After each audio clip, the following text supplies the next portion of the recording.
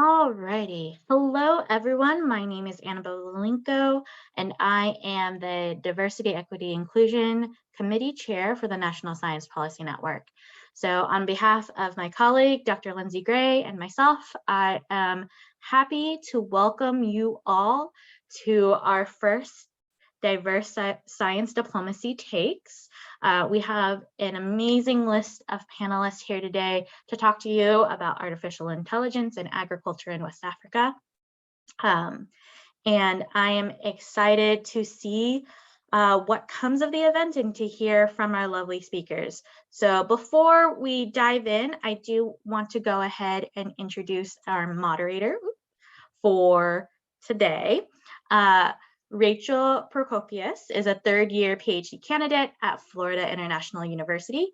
Born and raised in Northeastern Ohio, she received her Bachelor's of Science degree from Northern Kentucky University in 2019 and recently received her Master's of Biology degree from Florida International. She is currently studying for her PhD in amphibian behavior and conservation.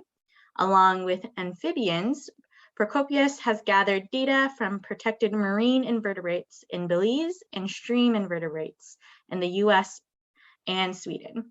Through the years, she has volunteered and participated in various science policy organizations, including the National Science Policy Network. She's discovered her passion for science communication, diplomacy, and policy. After receiving her doctoral degree, she plans to build a career in science policy and diplomacy where she can advocate for environmental restoration and protection of biodiversity worldwide. So I'm glad she's with us here today. So Rachel, go ahead and take it away. Thank you very much. Hello, everyone. We have a group of three amazing panelists today.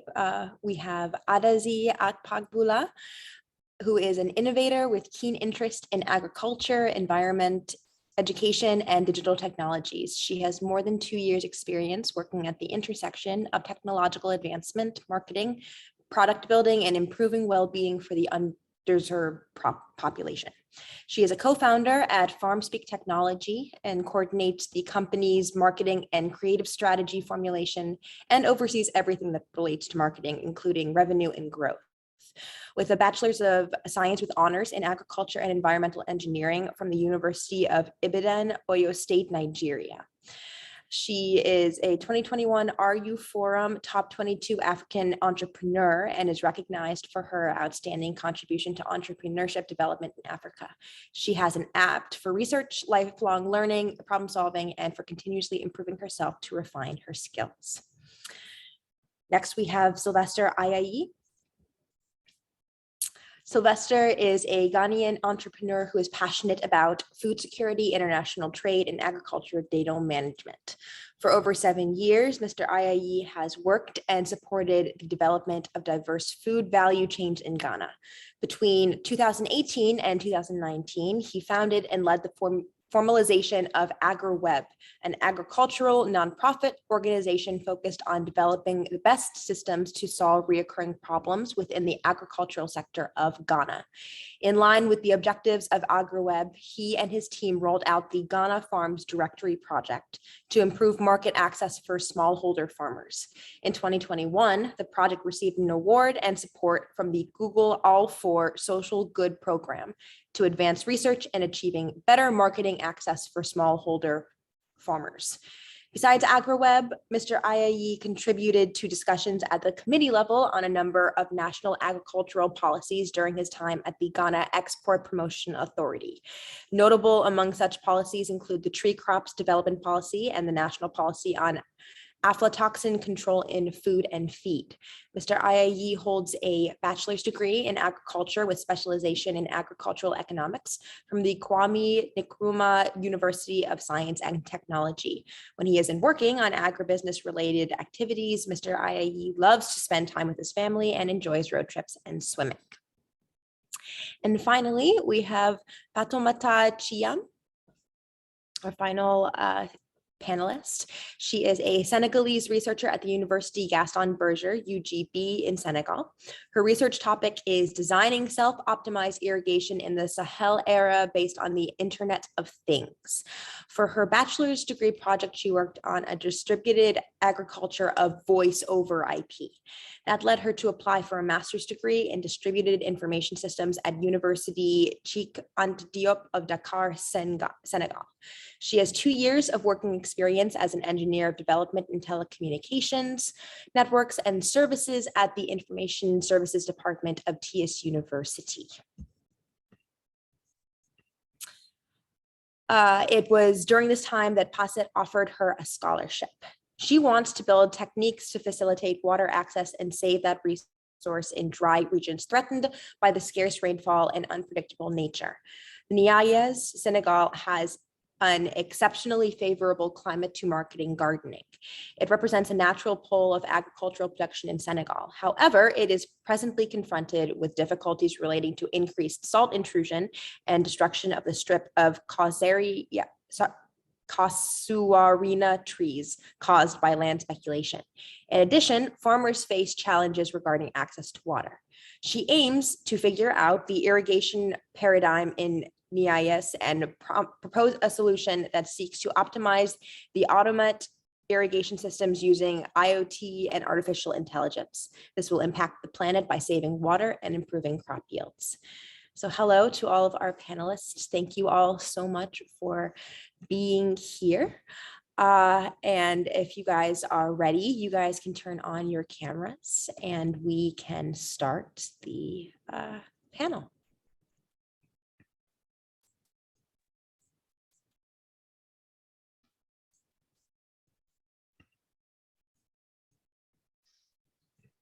Hi, everyone.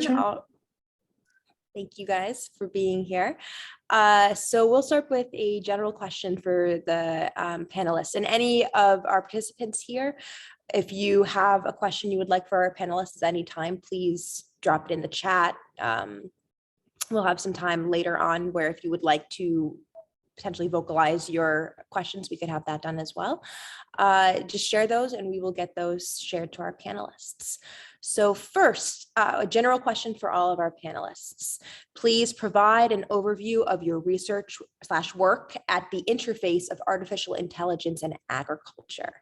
And let's start with Daisy. Good afternoon, everyone from Nigeria. Feels good to be here. Thank you for having me as part of the panelists today. So thank you for the question to Rachel. Before I dive into what do at Farm Speak, let me kind of say how the trend has been and then currently where we are. I don't think it's any, it's a news to most of us when we understand that climate change is altering the world in ways not imagined before. Environmental parameters are somewhat difficult to track. And we've seen in developed countries before now, we've seen them build innovations around these challenges from smart sensors to smart systems and a whole lot. Then coming down to Africa, where we are at the heat of adverse climate change, it is a shock that we are still doing the traditional means of farming in agriculture. And this is seriously affecting our food production system.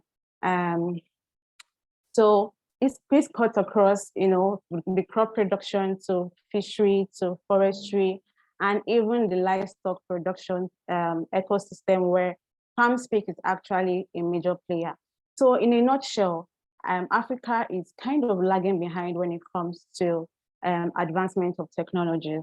So at Farm Speak, we are an agri-tech company that is keen at boosting food security in Africa, enable data-driven agriculture, improve the productivity and profitability of farmers.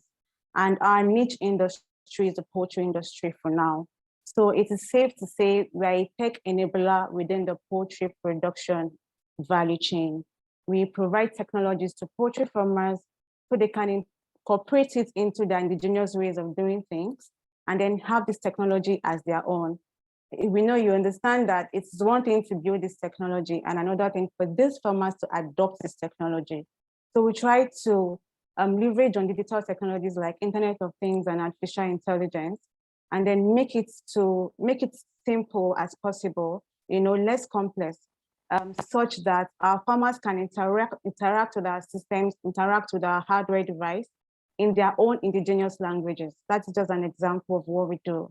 And so generally, in a nutshell, just to conclude, FarmSpeak is providing technologies to poultry farmers to serve as an enabler, as a catalyst and a multiplier to the operations.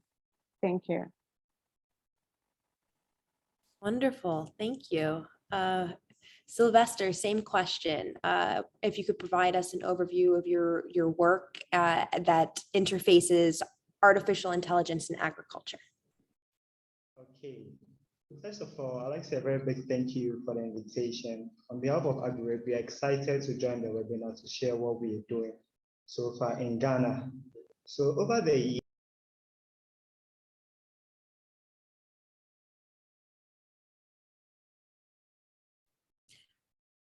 I'm sorry, Sylvester. Can you hear me?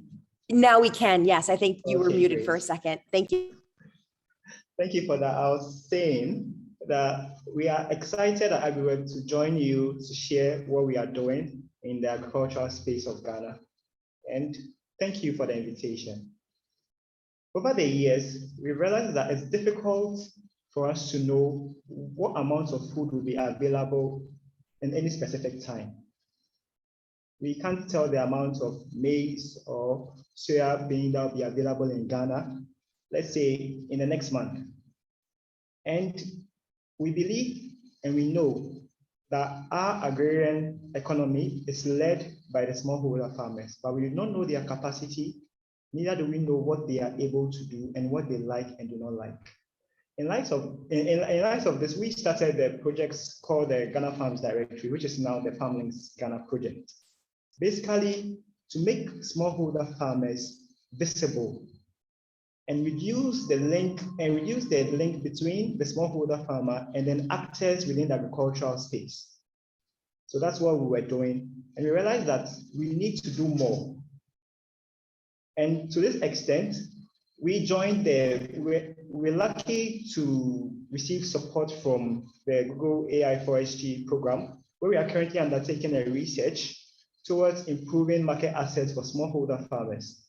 In this light, we are seeking to achieve two main objectives, which is to develop and evaluate a platform where we can predict glut or food shortage in real time. And also we are developing a local market system where we can dynamically link smallholder farmers based on their production capacity to both the local and international market. That's what we are doing so far at AgriWeb. Thank you. And to add on, we are using AI to make this possible. That's basically what the research is about. Yes. So it's actually a link between the problems on the ground and how best AI can help solve this problem. Thank you. Thank you very much. And Fatoumata, same question. Would you like me to repeat it? No, it's okay. Awesome, thank you. So my name is Fatoumata. I am from Senegal and I'm a PhD candidate and I'm working on a self-optimized system based on IoT, using IoT systems. So I have been doing this PhD since like 3-4 years, and then this is my last year of PhD. So this work, this work is located like in Senegal, West Africa, and we face a lot of climate change impact in this area. So my work is done in a certain zone. It's a zone, agricultural zone, which is called Nyai. And in that zone, there is farmers that there is a lot of production of vegetables. And that area alone like produce like 80% of the vegetables for all the country. And the problem is that zone is located at its west side by the ocean, but by its north side by the Sahara. And the thing is like with the explosion of urbanization, like people are taking the loans, and here the farmers are the farmers have to share this small resource of water with the population. And also like people are like with the high speculation of the land, people are cutting the trees, the casuarina trees that protects the land. And those trees are being cut in order to have housings. And the problem is when this is done, that just encourage the salt intrusion in the farming lands and like reducing the arable lands in that area. So it's a real menace that we have there. And in the northern side also, like we have the Sahara, like the certification taking lands more and more. And like we have this Nyai area being reduced and farmers like comforting like this climate change and this water resource being shared with the population. So we, in our research, we see that this is like a problem that we can solve using AI, but using IoT system first. And we know that IoT systems generate data, and we need it from this data to use it back into our system in order to make a better system. And coming to AI, we use AI into 3 parts in our work. In terms of data recovery, in terms of reliability assessment, but also in terms of self-healing systems. So for example, in our case, we have 2 systems in our use case. We have 2 systems. We have an IoT system which sense and monitor the fields. And we have also an actioning part, which is the irrigation system that use like smart and precision irrigation into the farms. So in our IoT system, the observation were made like the fault that we have translate into a data outlier or missing data. And same for the irrigation also, that translates into actioners being faulty. And that one also translate into the irrigation system being down or in a way that it can irrigate until there is flood, or it can just stop irrigating. So all those 2 also translate into default data outlier. So here we can see that how AI can play a role into our system by helping with data recovery, but also from that point, the system we can assess system reliability and see the availability of the system. So the system reliability here is a metric that we choose to use. So it is the time that the network is up and working at it's a certain amount of time that this network is up and working. And here we can use classification and also like the fault identification in order to solve system breakage and via oracles, or even like using network reconfiguration system and self-healing methods. So here is, I know it's a little bit technical, but yeah, this is a little bit a condense of overview of what we have been doing in our thesis. Thank you. Thank you so much. So now I'll ask a question that's specific to each one of you, and I'll actually start with Fatoumata. So since part of what you're doing is developing an automated irrigation system in the specific part of northwestern Senegal, why is this specific area so conducive to being able to have an automated irrigation system, or is it? Or is this, why is it so important here versus other places? And can this technology in future help other countries? For sure, yeah.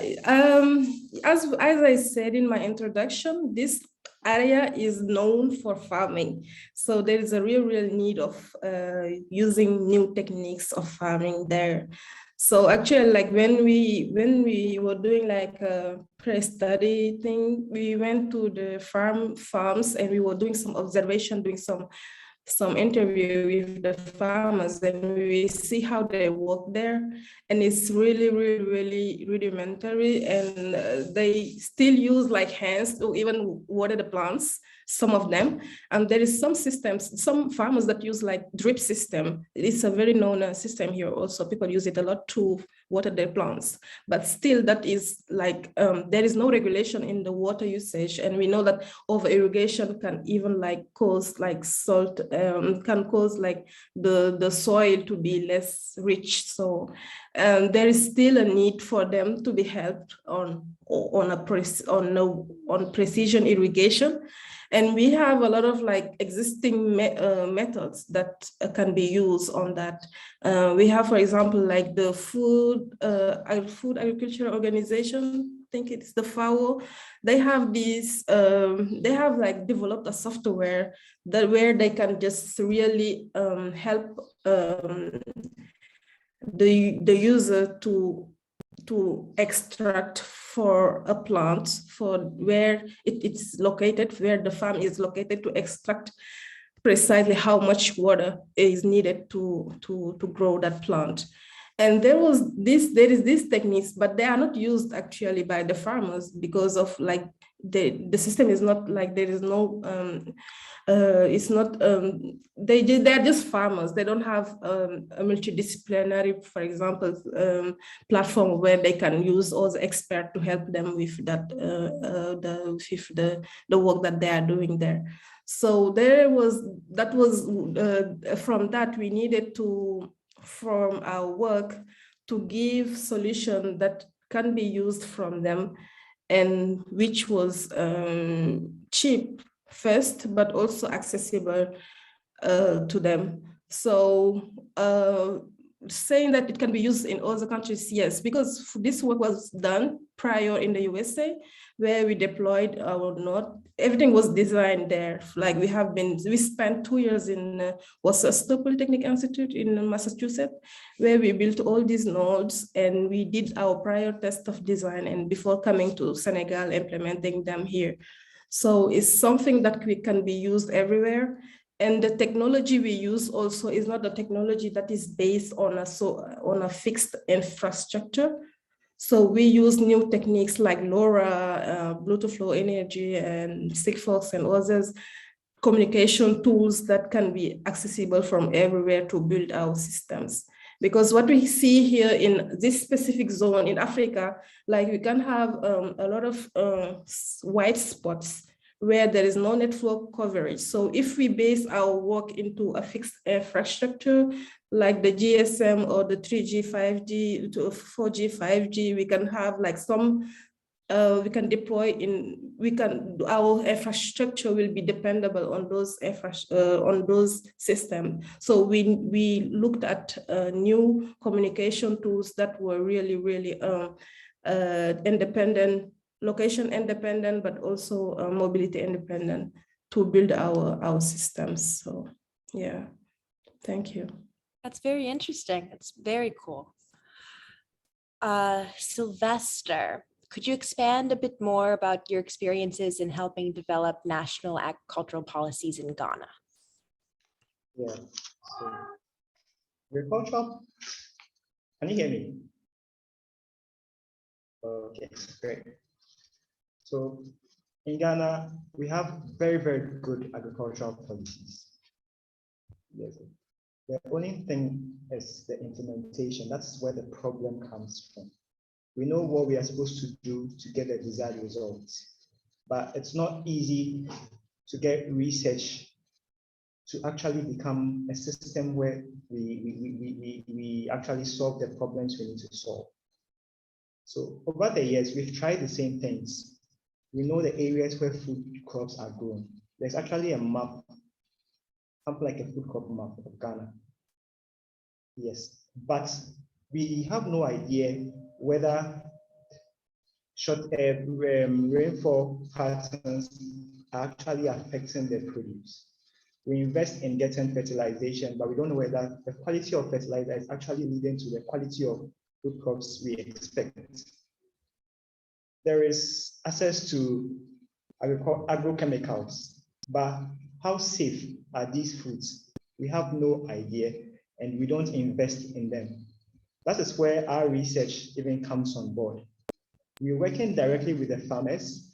We collect primary data, also take secondary data, and we are working with partners that allow us to have access to satellite imagery to be able to know exactly what is happening on the farmer's farm, even in his absence.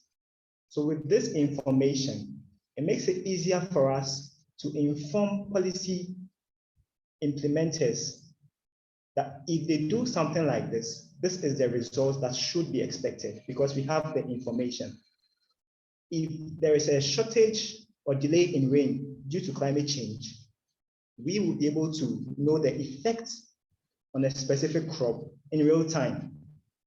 So with this, we would be able to advise people as to whether to look at exporting food because there will be a glut, or think about importing food to substitute the local demand.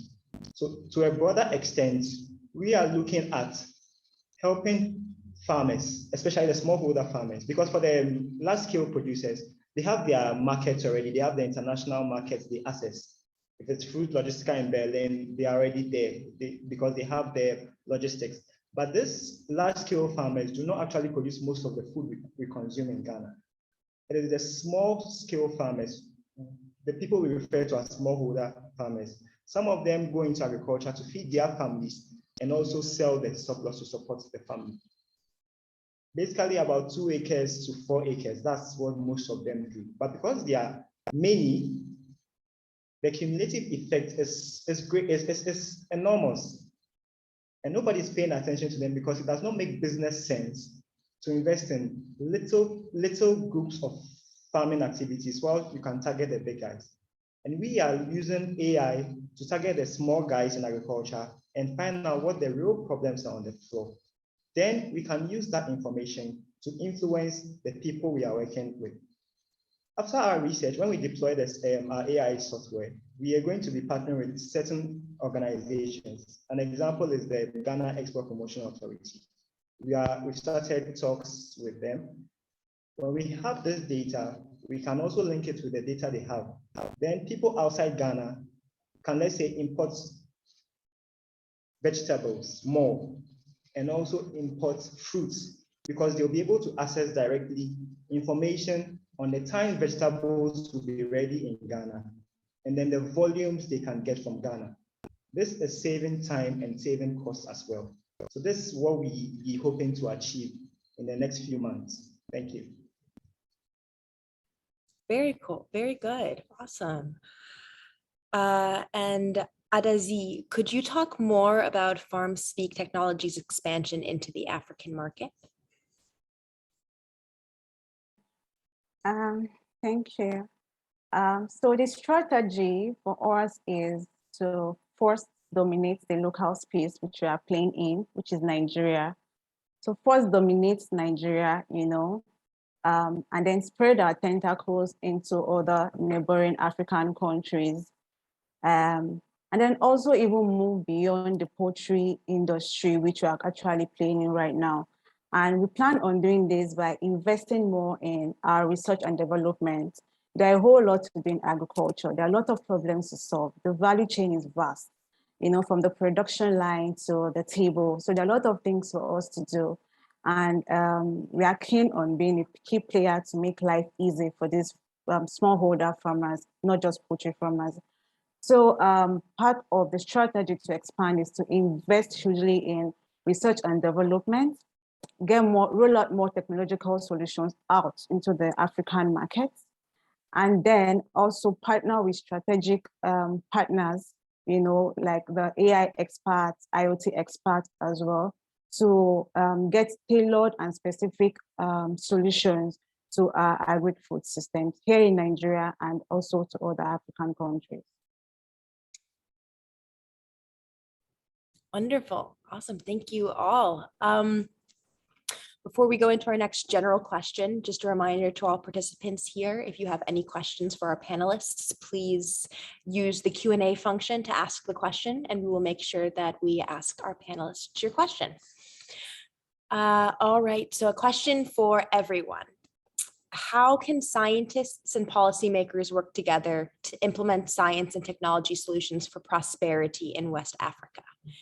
And I'll start with Adazi.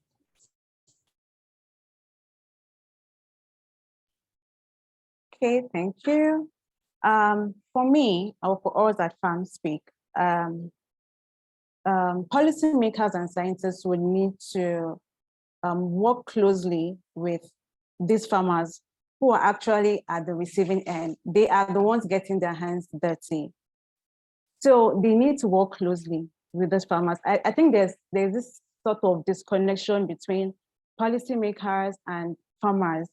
And then when policies are being enacted, there's no flow. These farmers don't flow with it.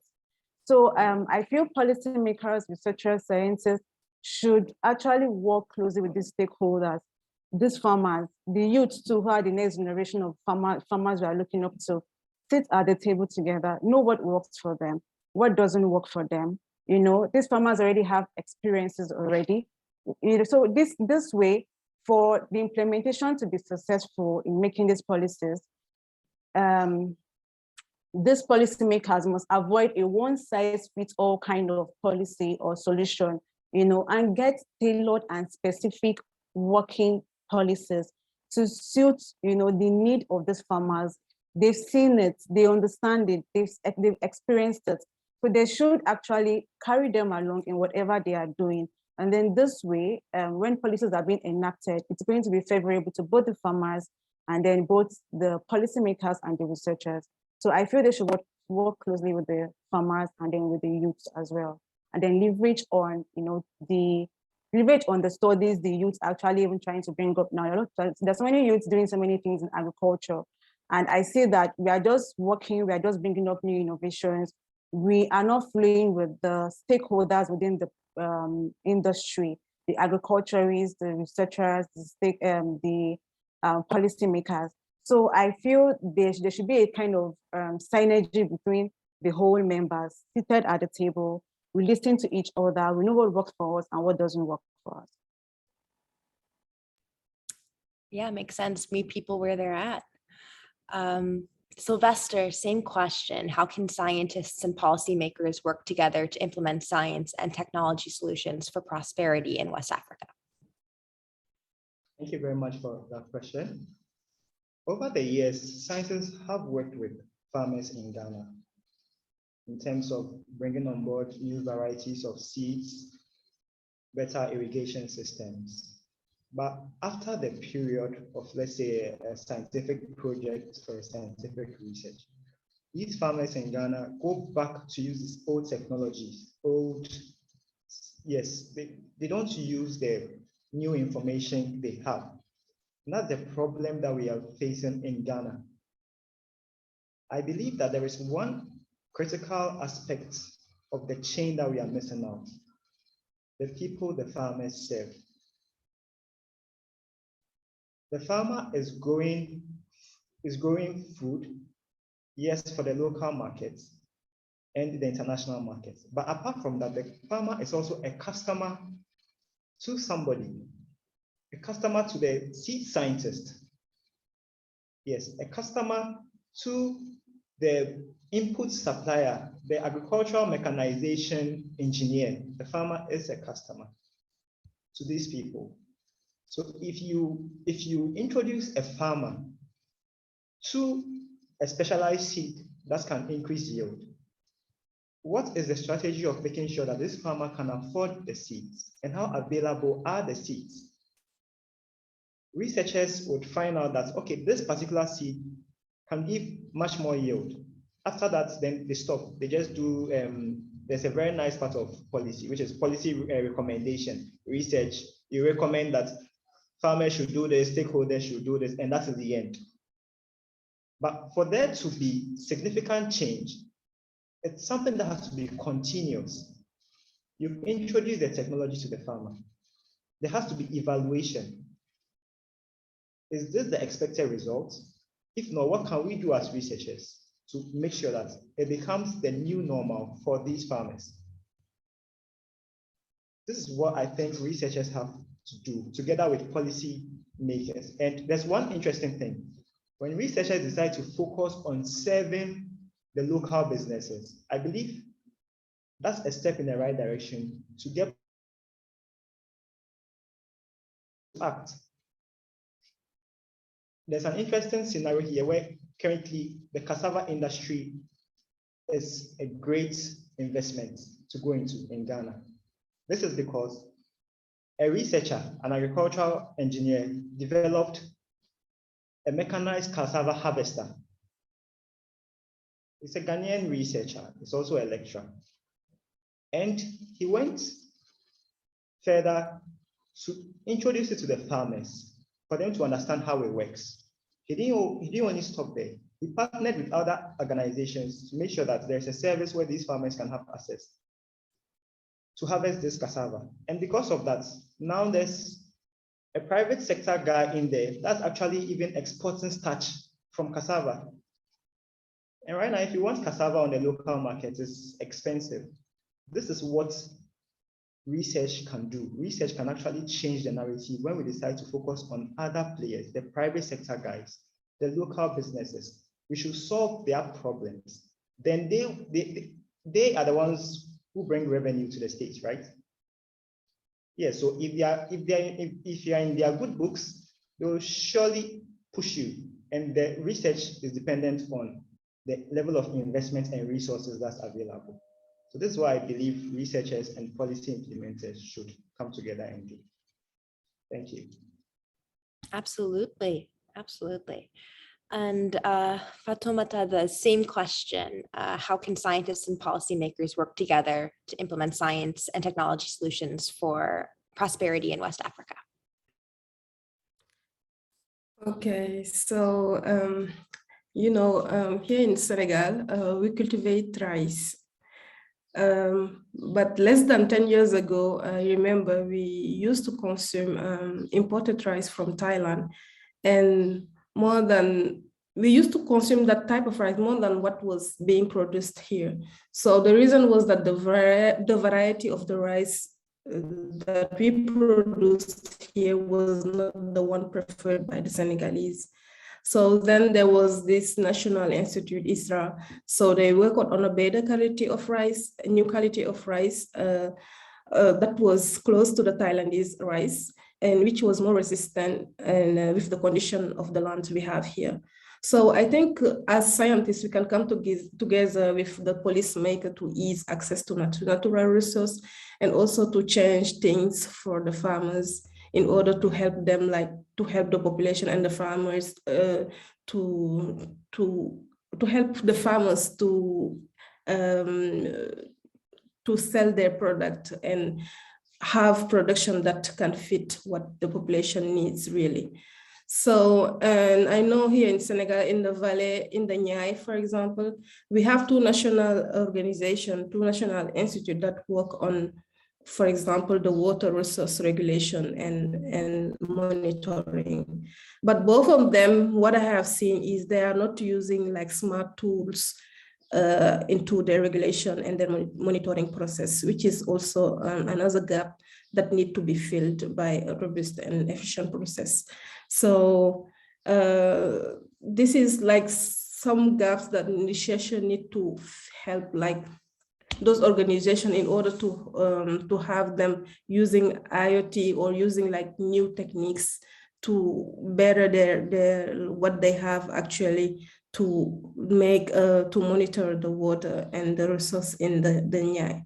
So in the production line also we have many to say. So for example, we can see some farmers, they do like really good harvesting, really good season of growing one vegetables or one crop, but the difficulties is to sell their product.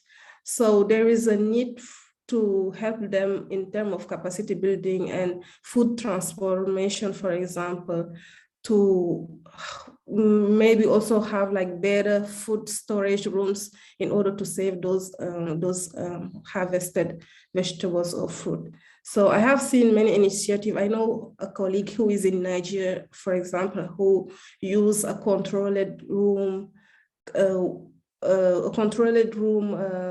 climate. The weather is controlled in that room with AI, with artificial intelligence, and also some sensor that sense the temperature in the room. And that room was able to save the onion longer than usual.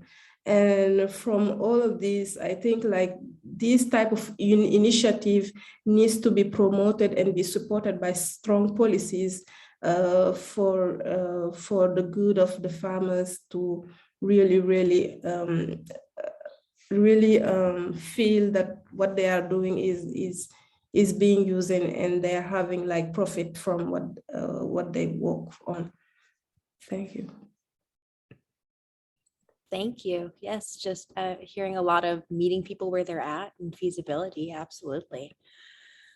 Now we'll go to specific questions again for each panelist. And I'll start with Sylvester, and this is a question that I'm actually very interested in hearing your answer to.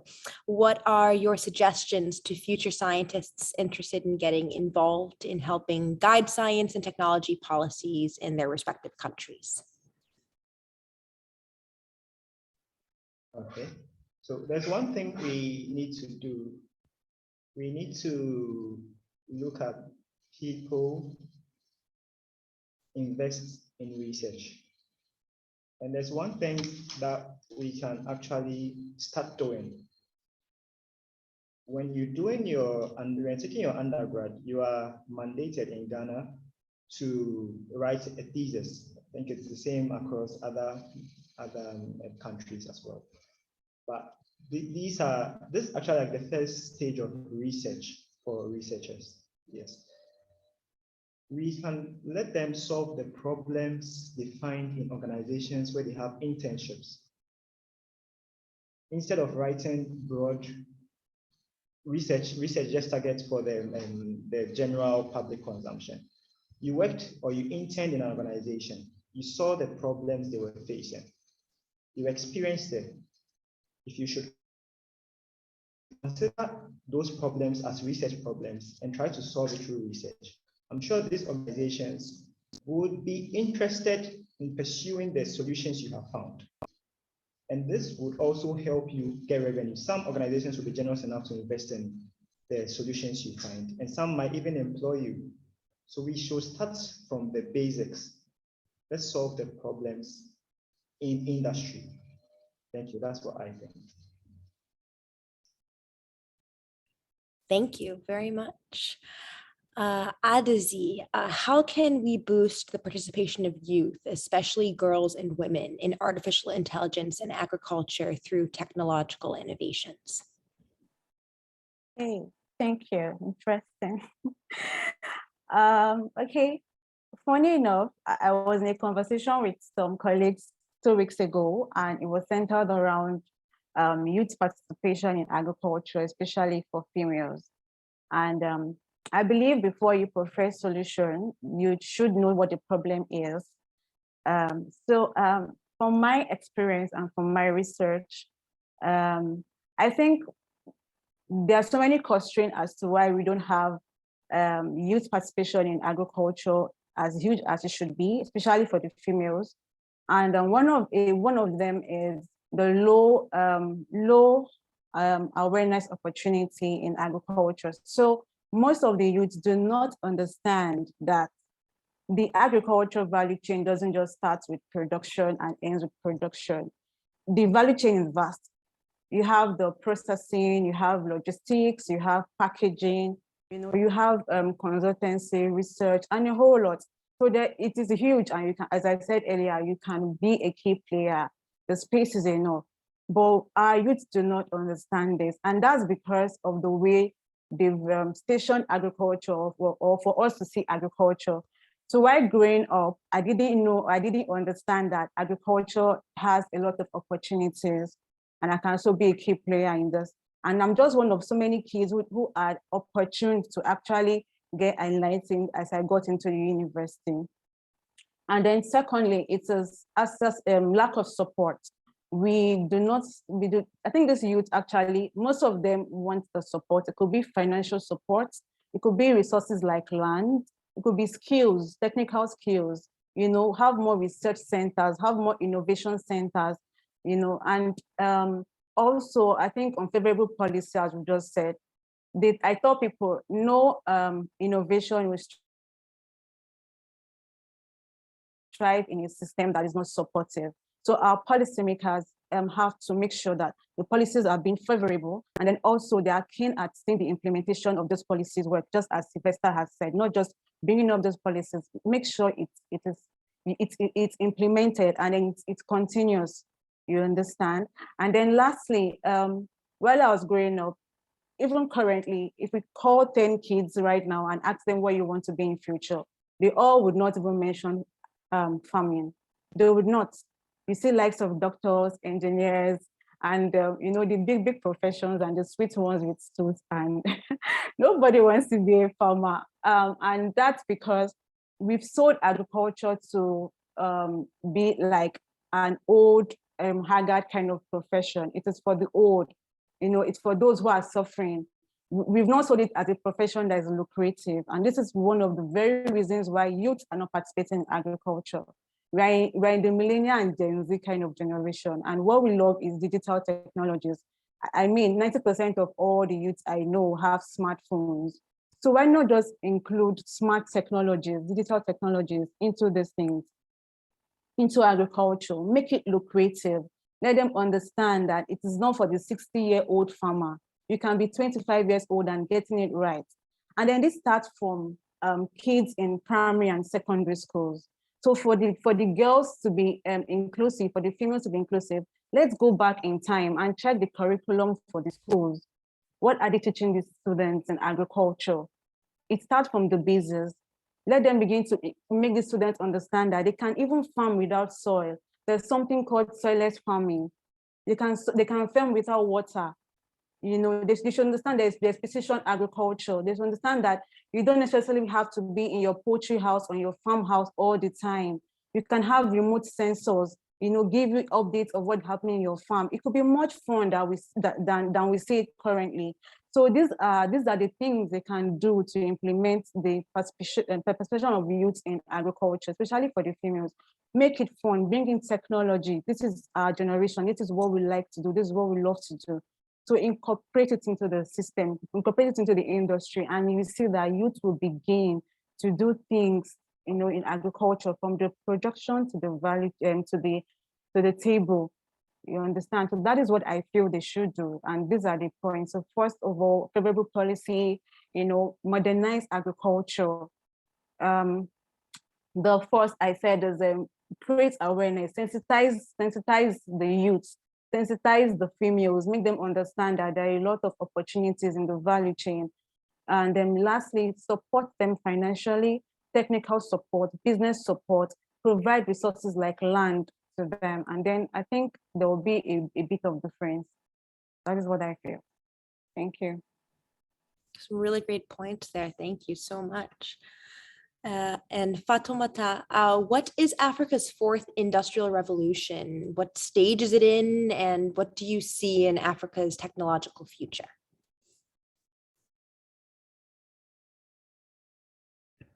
So thank you. So I will say like the first industrial revolution is kind of hitting Africa, but in many aspects, but not the agricultural aspect.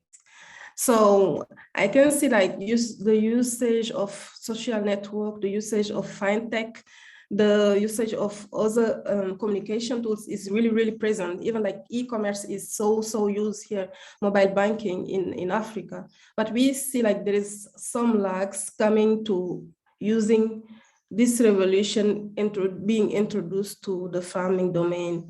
So this can be justified by the many reasons, by the fact that we use here in Africa, we have used like, we did not like the farming process, the farming way have not been changed since long time. So we are still farming how our grandparents used to farm.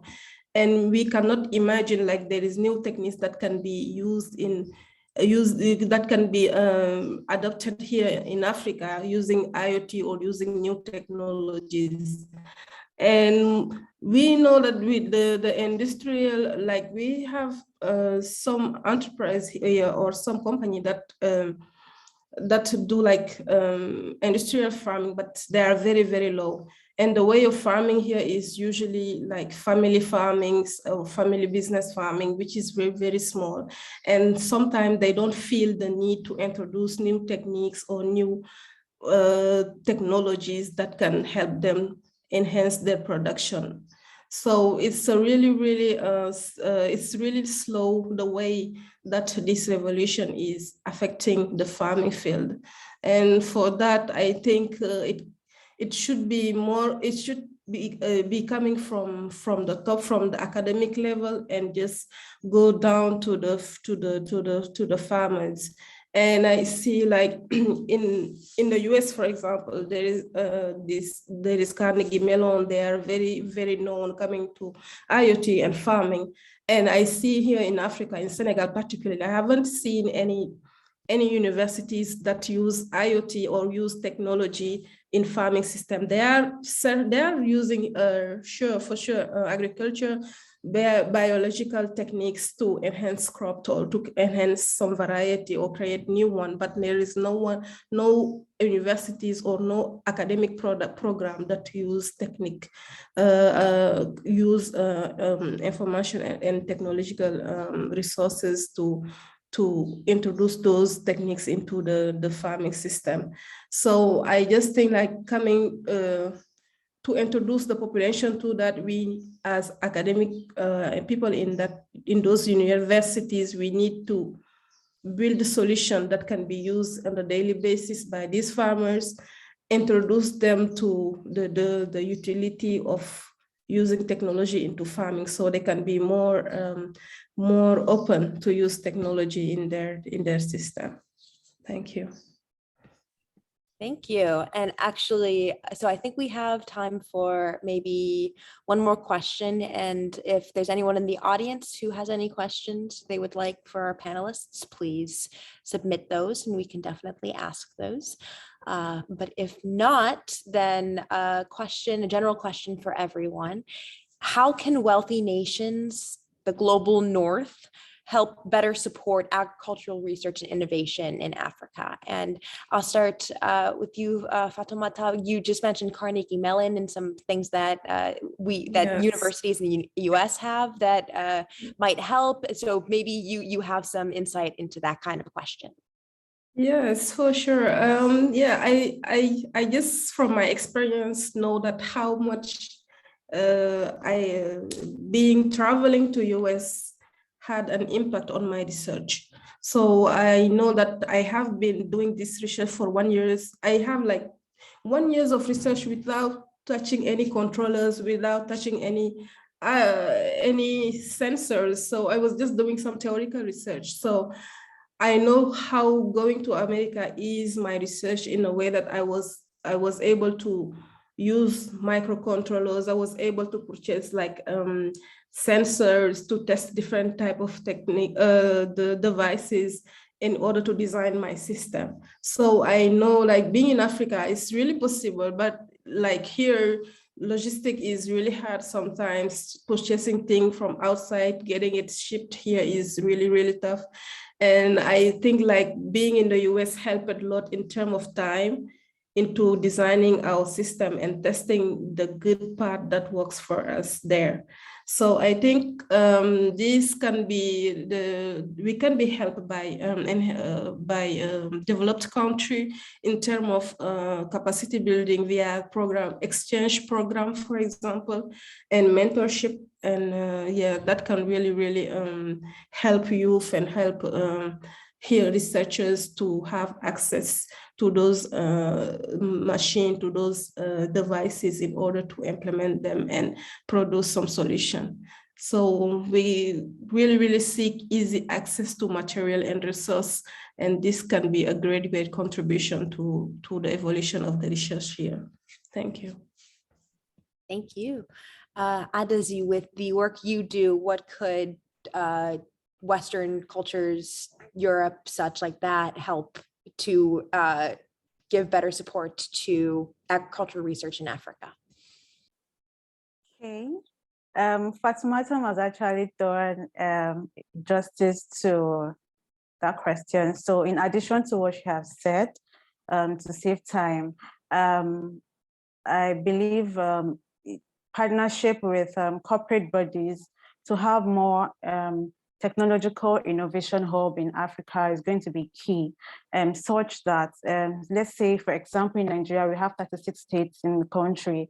And if we can have at least 5 innovation hubs in each state where youth can walk in, have the access to, just as she has said, have the access to see practically what they've been researching on. It's same thing with us too at FarmSpeak. When we started our research 2009, when we were final year students in school, we were building, it was quite difficult because we had to have access to these sensors, smart sensors. We have to have access to a lot of things to build our products, our hardware. And building hardware in Africa, it's another ballgame on its own. It's very difficult. So we needed capacity building. Finance is just one thing. You can still have the financial support and not still have access to these materials, logistics from wherever you're buying from the China markets down to Nigeria. It could be a whole lot of delay in the logistic process, just as Fatoumata has actually explained. So if we can get support with working, not just building the structure, but it is a working innovation hub in each state, it would actually aid in research and actually also help in building too. And then I think finally we can actually have support in terms of funding. Basically, or averagely, every entrepreneur, every researcher, every innovator needs financial support to push further. And for them to do this, they have to partner with reputable bodies, do not just support, but have an evaluation system to see that there's an impact, from such funding organization. Yeah, that's it. Those are all really great points. I think we might have lost Sylvester, unfortunately, but it is almost noon here in Eastern United States. I'm not entirely sure what time it is for both of you, but Annabelle, do we have some announcements we want to make before asking for some final thoughts? Yes, absolutely. If you could give me a moment, we'll go ahead and start off with some closing announcements. So as you know, this webinar is brought to you on behalf of the Science Diplomacy and Diversity, Equity, and Inclusion Committees. If you are ever interested in knowing more about either committee or both, feel free to reach out to either myself at DEI@SciPolNetwork.org or Dr. Lindsay Gray at diplomacy@SciPolNetwork.org. We can get you connected with our committees, our teams, or anything that you might be interested in what we have to offer as a part of NSPN. One of the things that we do is that we have several videos. This is not our first collaboration. So if you're interested in learning more about things like interpreting and translating science across boundaries, that was our first diplomacy and DEI sort of webinar that you can check out. We also have an ongoing diversity series from the DEI committee. And the latest one was on investing in education and science in rural America. All of this and more can be found on NSPN's YouTube channel, SciPol Network Media. So if you haven't subscribed to it, or if you would like to, please feel free to do so. And it's a busy week for DEI. And so if you're interested in some broadband access and equity, we'll be discussing that as the next part of our Case for Rural America series. You are more than welcome to join us in our list of panelists who will be discussing sort of a nonprofit, a state government, and an academic research perspectives on broadband access. That will be happening Wednesday, 11 a.m. Eastern, 8 a.m. Pacific, so around the same time. And As always, you are more than welcome to connect with the National Science Policy Network. We have quite a few university affiliated chapters and even just local area groups. We currently have our primary base being graduate students, typically PhD students, but there you can join as an undergrad member, an allied member. It's really built for early career STEM professionals to get their training in advocacy, communication, policy, and diplomacy. There are a variety of ways you can follow us on social media. Here are just a few, from our Twitter to our Instagram, our Facebook and LinkedIn, as well as the aforementioned YouTube channel. And if you ever need to get connected, you can explore more at scipolnetwork.org. And that's all the announcements that I have. So Rachel, we can go ahead and follow up with our final thoughts. Sounds great. So from our three amazing panelists, I'll just have each of you give any final thoughts you would like to the audience. So Fatoumata, do you have any final thoughts you would like to give for today? Just thank you all for inviting us on this. It was really an excellent exchange we have here. And it was new to me to see what Ades and Sylvester are working on, which is really similar to what I'm doing. And I really hope that from that we can build a network of agriculture and AI, IoT thing network for both of us for the benefit of Africa. Thank you for this invitation. Awesome, thank you. Sylvester, any last thoughts? I'm glad we have you back. I know that you're off for a couple of minutes. Yeah, so I went off for some time. It's the problem we have in Ghana. It's also related to AI. You know, AI is based on data. If data is not stable, it affects your results. So I'm grateful, and on behalf of AgriWeb, we are grateful for this opportunity, and we would like to work with all the speakers because Africa has kind of a similar weather, and we are currently facing similar problems. So when we come together, we can actually even share some of the things we've tried and failed, and also tried and worked. We can share, and then it will actually increase the impact we are creating. Because I believe we need to actually work twice as hard as others from Europe and Asia, because there is so much we need to do to ensure that food security is achievable in Africa, and also adapting to climate change as well. Thank you for the opportunity.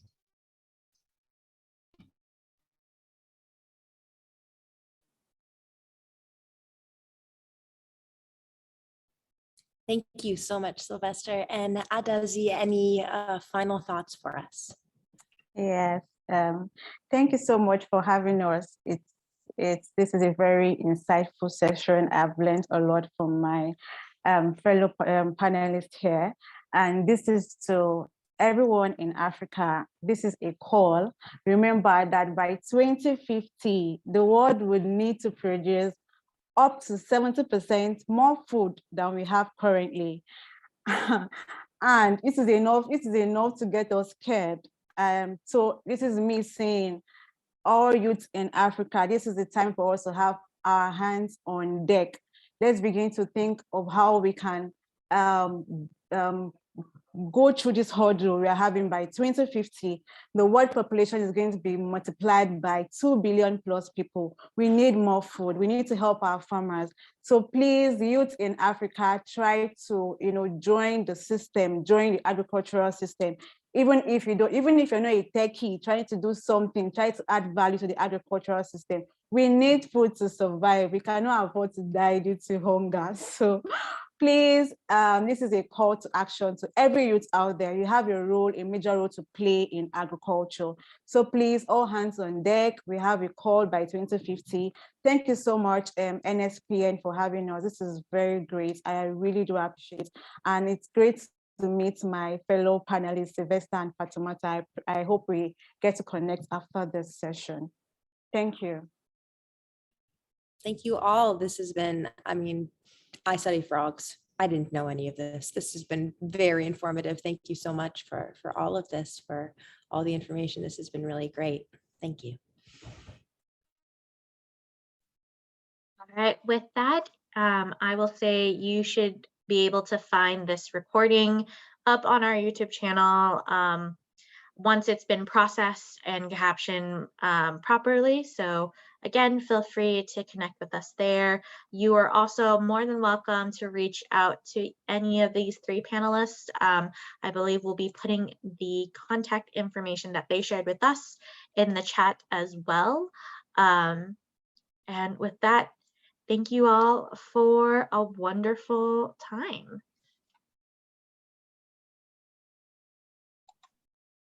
Thank you.